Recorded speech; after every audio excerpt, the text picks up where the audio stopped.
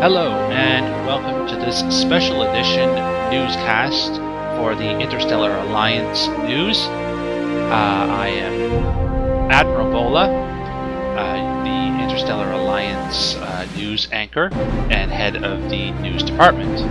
The date is April 25th, 2013, and this is a special edition of the newscast featuring an interview with the Fleet Vice President, Admiral Jon Park. Good afternoon, or whatever the time zone may be. Hello, Admiral Jon Park. How you doing, Bola? How are you today? Very good, thank you. So, as I said, we've got quite a spiel to do today. So where would you like to start? Well, let's start with the biggest talk of the STO world, I guess, and that would be Legacy of Romulus, obviously. Absolutely. Probably the biggest thing to happen was Star Trek Online since Star Trek Online first ever came out. Legacy of Romulus, for those who I would say so. Legacy of Romulus, for those who aren't aware, is Star Trek Online's first ever expansion. This is actually not a season update, but actually an expansion. So one of the most interesting things is a lot of people didn't realize. A lot of people didn't realize it was not an expansion. Everybody thought this was season 8, and we come to find out that it's not. And I think that this is one of the biggest interesting things that they have done so far, and I really hope it works out well, because I would love, me personally, I would love to see more factions come out, and a lot more content, because this just opens up the door. If this works out well, it'll open up the door to many future things, and it just brings more revenue into the game, which is great, because now it's free to play, which was great when they launched that, but you still need to make your money, and I think this is how they're going to do it. Absolutely. And so I hear you've been selected for beta testing. Is there anything you can tell us about Legacy of Romulus that you're permitted to tell us? Well, thankfully there is no non-disclosure agreement, so yes, I can actually tell you everything I've seen, everything I've experienced.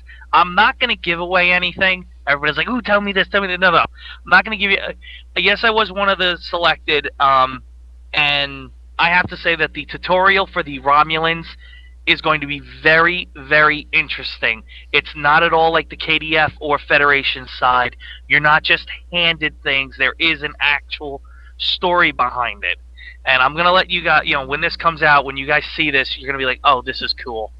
I will tell you, though, that I was frustrated playing it at first, because you spent so much time on ground, and I'm like, when are you going to get to that? Because I knew the ship was coming out. It was going to be the TOS Warbird you saw in the original series, the white one with the bird of prey underneath with the round shaped nacelles, and I was like, when am I getting this? I want to see this. I want to see this. And how they brought it into the game was very, very good, and I don't want to spoil it for everybody out there, but that was one thing that when I saw that I went, whoa, jackpot cryptic. Excellent. So can you basically give us a runabout gist of the story of Legacy of Romulus without revealing anything that would be like a spoiler, but basically give us, like, what is it about? What part of the Romulan faction are you working for as your character, and how do you come into play? Well, believe it or not, you come in as a neutral. You're not military, you're not anti-military. You're basically a civilian. You have no ties to the Tal Shiar. You have no alliances with anybody that, as a Fed or a KDF, you've interacted with. So a lot of this is you're in your own little thing, doing your own little thing, trying to survive after the destruction of Romulus and Remus. So, you're not even thinking about what's going on with the Empress, and you're not worried about the Federation and the Klingons. You're just worried about, the life in the daily life of your character. Survival. Exactly. Survival. And, one of the things they introduced really early is the one thing that they've been flashing on there, the mysterious race. You deal with them pretty much from beginning. As well as once you finally get out of your system there, which you are not on Taudua. That's what a lot of people also thought. I'm not going to tell you where you are, but you're not on Taudua. So you don't see all that advancement that you see if you're a level 50 character and you're on New Romulus and you've done any missions on New Romulus. You're not at all there yet. You're just a struggling little colony. So I will give you that little spoiler. I'll leave you with that. You're like, ooh, where are we? Right on. So they're saying that the general namesake of ships on the Romulan side is Warbird all around. Can you tell us more or less? Usually there's 3 types of ships to a faction. For the Federation, you've got cruisers, escorts, science vessels. For the Klingon side, you've got raiders, raptors, and battle cruisers. So, more or less, what is the equivalent of that on the Romulan side? Well, I think that's something that is not fully finished, and Podcast UGC just came out with an interview with Captain Gecko, which is available in the forums for you guys to listen to. It is a 4-hour interview, but I do recommend you definitely go listen to it. And one of the things he stated is that this is one of the things they didn't finish yet. So it's something that they're going to finish for the launch. It's just here's your availability for all the people they selected. Here's what the ships kind of look like. Because the Tier 2, even though it looks a lot like the concept art, I don't believe that's what the Tier 2 ship is going to be in the end. But it's kind of just a tweak.